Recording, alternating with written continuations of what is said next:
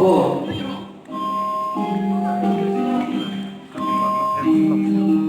BLOOMINGFDAR.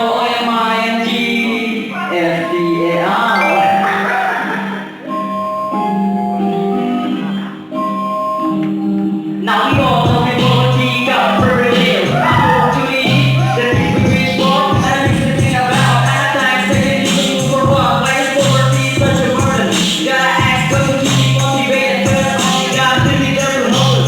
Let them pray to God, pray to God, and pray to God only. Let them glory be to God only, and the praise be to God only. And whatever we ask in God, will never be vain to people like us. But let's say that supposed to be your record. We just will never last in the day that you pass away.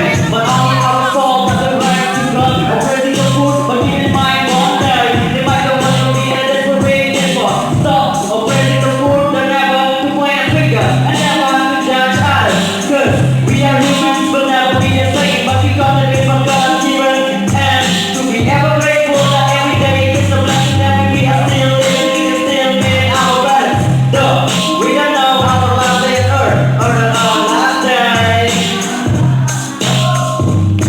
And let's remember that God is the one who gave us an earth, and this world is only temporary, and the house to live forever is all we have with God.